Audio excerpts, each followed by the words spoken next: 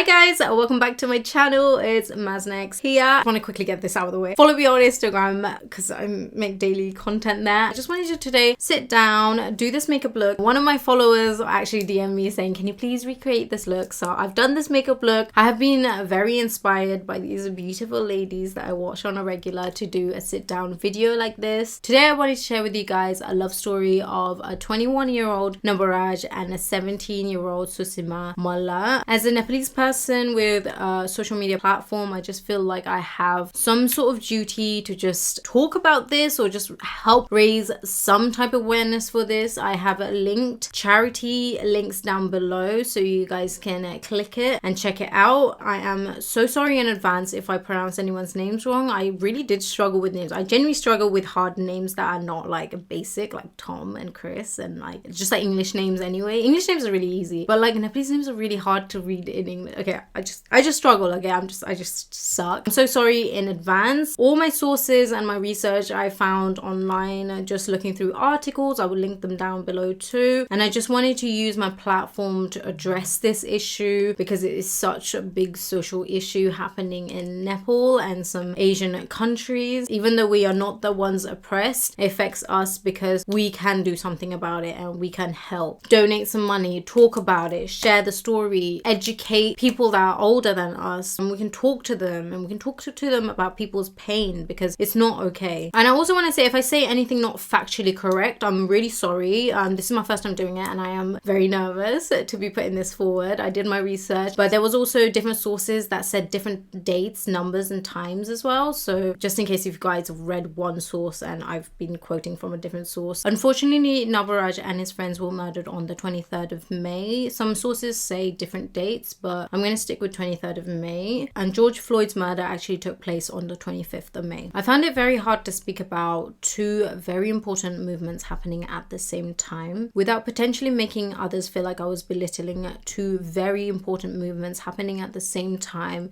in two different parts of the world, but it both affected me as a British Nepalese person of color and the ally of the Black Lives Matter movement. I will also be leaving all the information and everything down below for the Black Lives Matter movement. 2020 has just been so crazy and it's been so painful at times, and we have all grieved together, we've all educated ourselves together, and I just hope moving forward we're gonna move forward united. It makes me so proud to be part of this generation because I feel like we have a very zero tolerance outlook to racism. Also in 2020, I guess we can officially say the conversation for racism has opened up socially, and that is a good place to be. And I just hope, just understand our friends and just be better, you know. For that I'm grateful, but it did come from a lot of pain and a lot of oppression, and yeah, it's just heavy.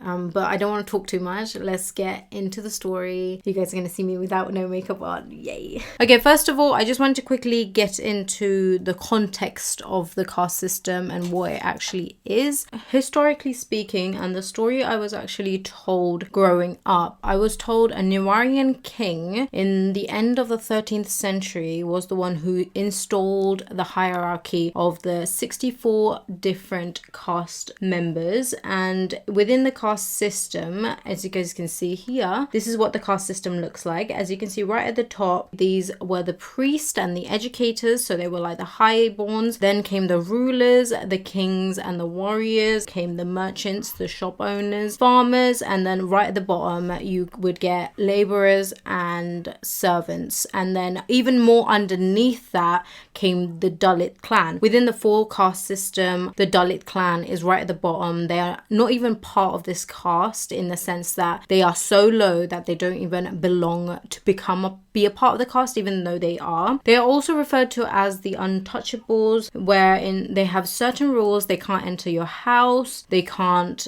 step inside your door, so they have to stand outside the door, and if they drink from your cup or eat from the plate which belongs to your house, they have to wash it themselves, and you're not allowed to touch them because apparently apparently there's this belief that it's unpure, unholy, and they will bring bad fortune into the family. This is just some stuff that I was taught by my dad growing up. It's really sad because my dad actually had a friend who wouldn't be allowed in the house, and my dad would sneak him in, and I just think that's so devastating that things like that and practices like that still happen in Nepal. And Nabaraj, who we're speaking about today, was sadly from this Dalit class. Just a side note, the caste system does actually run in countries like India, so it's not just a problem in Nepal, it's actually a problem in quite a lot of like southern Asian countries. Okay, I just wanted to quickly talk about me as a Gurung, because my last name is Mazna Gurung. As you can see in this diagram, we are actually known as the indigenous people. I believe we actually came into Nepal a way later, and we actually came in with our own tribe, so I kind of understand Gurung as being a tribe and Mongar being a tribe, Limbu and Rai being its own tribe, and we sort of like stayed with ourselves. And it's still very much a very big taboo for people within the same caste to marry outside a caste. It's seen quite taboo, so people tend to stick to themselves, marry within who they know and what they know and within their communities. I come from the 4 top caste in the Gurung, and I believe there is a 16th lower caste. So even though we are not part of the main caste system, obviously we have taken influence from there, and we've sort of created our own version of the caste system within the Gurung, from what I know. I also put these cute photos of these kids together to show you guys how different Nepalese people look. For the longest time, the integration of cross marriages within caste was so taboo. It's only now that it's becoming a bit more accepted, but even with that, it's still like some families are still like, no, like you don't do that. I don't know why I did my foundation first, but I'm nervous. I'm really nervous doing this, okay? So with having like a little bit of context and understanding of the caste system, this kind of like foreshadows the story that I'm about to tell you. So the story begins when Nabaraj, a 21-year-old boy who's a Dalit, falls in love with a 17-year-old Sushama Malla. Correct me if I'm saying that name wrong, but I am trying my best. Sushama obviously belonged to a higher caste. Their love was actually forbidden. Her parents were very, very against her being married to this guy, and they just didn't like the idea of their daughter choosing to be with someone who was a low caste. And like I said earlier, huge taboo to marry anyone who's a lower caste than you, especially if you're a highborn. We just don't go there. So Sushama was actually arranged and planned to be married off to another guy, and she really didn't want to go ahead with this marriage. We don't have the information on the guy that she was supposedly to marry, but I believe he would have been someone who is either the same caste level or someone that's higher. Families are always trying to get their daughters to marry into a higher born so they can raise the status of the family and just do better, I guess, in life. Sushama, by the sounds of it, was very against this wedding. She didn't want to be in this marriage like that her parents had planned. And according to like some news sites, it actually says the night that this happened, it happened on a Saturday night, and she was actually meant to be married off the day after. So like her marriage was like tomorrow, and he and his group of friends came to rescue her on that night. And can I just say, like, she doesn't want to be married to this guy, and this is sounding a bit strange. It's sounding a bit like forced marriage to me. Like, it's like she doesn't have any, first of all, she doesn't get any choices in who she wants to marry, and also it's starting to sound a bit child bride-ish, because like she's only like 17, and I know it's different in Nepal, like the culture is different and people do get married younger, I know that, but it's just 17 is so young. Like, I always think back to when I was 17 and I was just a baby, you know, like I don't know anything. This little girl doesn't know anything, and she's like planned to be married off to this guy. So by the sounds of it and by how everything's going, the plan is for them to run away and get married. And runaway love marriage is a very common thing in Nepal. You hear about it all the time. It is sort of like shunned upon because it's not the right thing to do. You'll be going against your family. It's a very, very disrespectful thing to do if you do run away and get married. But clearly, by the sounds of this, she was down for Nabaraj. She was in love with Nabaraj, and she wanted to just run away and get married. Sometimes the parents accept it later on and they're welcome back into the family, but sometimes they just don't. So on Saturday, Nabaraj went up to his homeboys and was like, hey, can you please help me? I need to go get my girlfriend. I really need to get her, or else her parents are going to marry her off to this random guy that she doesn't want to get married to. Reports all say different for some reason. So like some say he took 15 friends and some say he took 18 friends. And now that's a lot of friends to be taking to go pick up a girl. Clearly it was very obvious that the parents were very against this, and I also believe this was the reason why they were rushing to marry her off, so she wouldn't commit shame to the family, which is really sad. By the looks of it, he was worried about what was going to happen, so hence why he took quite a lot of his mates to go get this girl and get her from her village. When Nabaraj and the 15 boys actually got to the village, the mum just was not happy, and the mum was actually the one who called all the villagers down, and they all came down, and sooner or later it was reported that there was a crowd of 100 villagers confronting them, and this confrontation started getting more and more abusive, more and more verbally, very racist.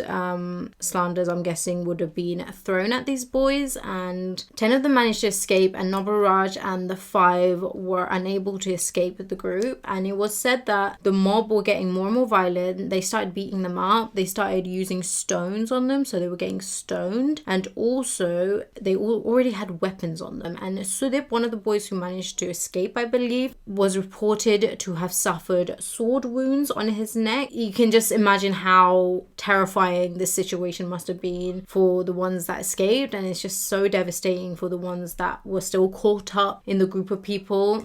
It was said that the 6 boys were very badly beaten. They were chased down to the river. Nabaraj and one other boy was actually so badly beaten up, they didn't even get a chance to attempt to escape, whereas the other 4 boys, in the last attempt to get away from the situation, they all jumped into the river, it was said, and later they were all pronounced dead, and it's absolutely devastating. They weren't able to make it out alive. It was like so badly beaten up that it was like their last hope, but even then it was too late, because I think they must have been in such bad condition, because these villagers literally chased them down towards the river, and I'm guessing it was quite a way, and it was a lot of beating, a lot of them as well, like 100, which is absolutely insane. Crazy is because obviously I'm Nepalese, and I understand there's village life, and I grew up with it, and it's a beautiful culture and everything, but when you hear about stories like this and it's so close to home, it's just so sad, and it just makes you realize that the other side of the world, things work so differently. Like something like that would just never happen here, and I'm really struggling to do my makeup and talk. I don't know how people do it. And I just wanted to share with you guys the photos of these boys, because I just wanted to just show you how young these boys were, and it's just so devastating because they look so young, such amazing opportunities ahead of them, and they could have accomplished so many things. Urmila, Nabaraj's mum, had actually just stated that he had just passed his physical fitness to join the police force, and she for the first time felt like, wow, this is amazing, because we can actually get out of poverty now and we can actually live a good life. And when you just hear stuff like that, it's just so sad. And he was going to join the police. Like, it wasn't like he was a bad kid who was doing bad things. Like, it's just like he just fell in love with someone who was a highborn, and obviously it wasn't allowed. And it's just so sad just to see such a devastating outcome come out of it. Urmila also stated that Sushama would come over quite a lot, and she would eat and stay at their house. And after she found out the parents were very against them being together, she really wished Sushama would stop calling Nabaraj, and she wouldn't have had to lose her son. To hear a parent mourn for her son like that, like the more I researched into the story, the more there was to even like, oh yeah, we heard like Dalit boys got killed, but the more I was actually looking into the story, the crazier it is. Like, even with the Sushama not having any choices in life to do whatever she wants to do, to marry whoever she wants to marry, and having to be married off so young to someone who she doesn't even want to marry, first of all, and then Secondly, just the fact like 6 boys had to be killed because they were seen to be stepping outside the line. Okay, let me just do this eyeliner offline. Okay, be right back. These lashes are just so beautiful. So to my knowledge and to the research that I've done, what's been put out there, it seems like only 29 people have been taken to prison for whatever they did out of the mob. And I'm guessing these were the main people, including the village leaders, Sushama's parents, and even Sushima's been put in prison. I don't know what's happening with that because, first of all, there isn't enough information on Sushama and what she did apart from beg him to come and get her from this arranged marriage. It wasn't like she was part of the mob. Maybe she was. Maybe it was a plan to get them killed, but it sounds too unrealistic. It sounds like she was a helpless 17-year-old girl being forced to get married to this random guy the next day, and she was begging for Nabaraj to come rescue her. And when he got there, the villagers were ready to attack. And I just find it so strange that she's in prison right now. Like, are you guys not weirded out by that concept? I also feel like it was really weird because I feel like she was maybe seen as a nuisance to who created this, and I feel like I can't help but feel like there is something a bit sexist going on, something of the, I feel like she was villainified in some sense to be like the one who started this. I always feel like girls that don't fit into the general stereotypes of things always gets blamed for a lot more and always gets seen as like the bad girls because she didn't listen to her parents. She went out and dated this guy even though her parents probably told her not to. She just wanted to live her life and she just wanted to be happy, and she was young. Like, what does she know? And now she's in prison. So like, let me know in the comments down below, like, is this fair? Is this just? Like, it's like the police were like putting people in prison and they were like, just came across her and they were like, just throw her in prison. Let me know, guys, what do you guys think about her being in prison? I just found that so weird. Like, when I read that, I was like, what? So like, why is she in prison? Like, what has she done wrong? But yeah, she's in prison, and like, I just can't help but feel it's like, just because she was naughty, you know, just because she dated a guy that she shouldn't have and she caused this whole village to act out and it's her fault. It's just so manipulative. That's how I feel. Like, that's the only reason why she would be in prison. It's just how I feel. Sexism is a real thing. Also, another thing which I found really strange was the fact that they started attacking these boys with like actual weapons, just like actual weapons. Like, I get stoning, like I get beating people up, but the fact that they had actual weapons on them just tells me that this was more malicious than why some villagers would have gotten away from getting in prison.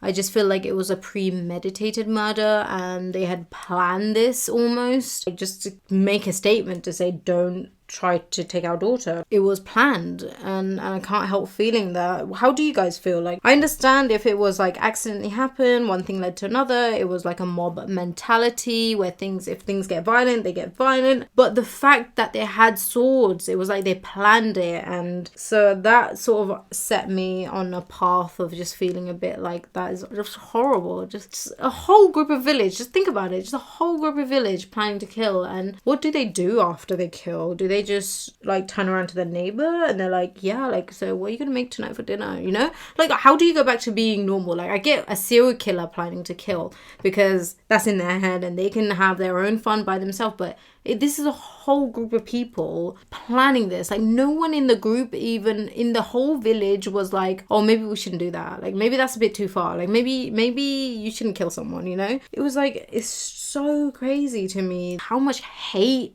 and prejudice and just so much is driven so deep inside them that a whole village of people will be more than happy to go ahead and kill these poor boys. Like, I just, the more I was digging into it, the more I was like, oh my god, this is like not okay, and I need to talk about this. I just think we need more awareness, and I hope that if you guys are like, especially if you're someone who's Nepalese and doesn't fully understand this caste thing, and it's quite new to me too, because I've never suffered caste oppression, and people that don't suffer oppression don't know what oppression is. But just reading the story and just understanding, just looking into the caste system, I just hope the story that I'm bringing forward to you guys is helpful, and it helps you like just understand the way of the world, especially like the way of the caste system, which is a huge issue in like some parts of Asia. It's just a huge thing in a different part of the world, and I think that's why I felt so disconnected. Another reason, because I was brought up in a Western, I'm sorry guys, I'm powdering my face right now, and this is my first time doing this, so I've kind of struggled. It is quite hard to like talk and not over talk while I'm doing something. Does that make sense? And I'm just trying to catch up now because the story is nearly finished and I haven't finished my makeup. I have left links for all the makeup products that I'm using in this makeup tutorial. I will also be leaving links to the Dalit foundation. Hopefully you guys can contribute even the littlest bit. Even £1 would go so far in Nepal, because Nepalese money currency is so small. This is just a way to help future Dalit. It's just to create more awareness and just to help them out, and I just think we need to, and it's really sad that this has happened. It's going to be a really, really big description bit, you guys, because I've just literally left the links for everything, but please do scroll through, have a blast. And also it took me a long time to do it, so it would mean a lot if you guys could leave a little like on my video, maybe. I just went off camera and just quickly did my under eye, and I'm just going to quickly do my lips, you guys. I'm literally talk too much. I don't even know how people do their lip makeup and talk at the same time. This is the hardest double tasking I've ever done, and I don't even know how people talk while putting lip makeup on.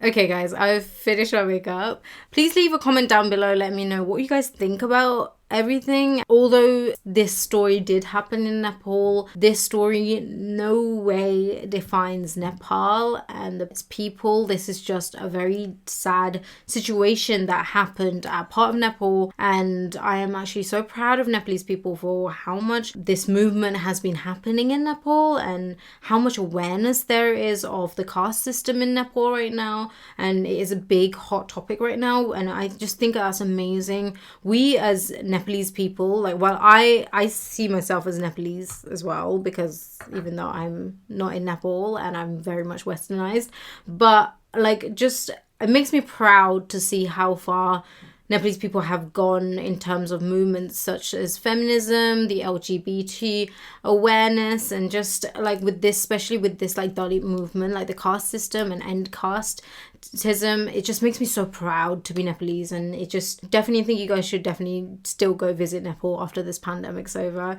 I will definitely be going to Nepal next year because I can't wait. But Nepal is truly such a beautiful country. I just felt like I needed to talk about this and I needed to say something about this, and I just thought this was a good way to do it without it getting deleted because it's on my stories, or without it just being a post on Instagram, which I can't really explain myself ever on Instagram. I think Instagram is the hardest platform to explain yourself on. I have left links down below for everything. I've already said that, and I just wanted to say stay blessed, Maz next, and see you guys next week. I'm sorry.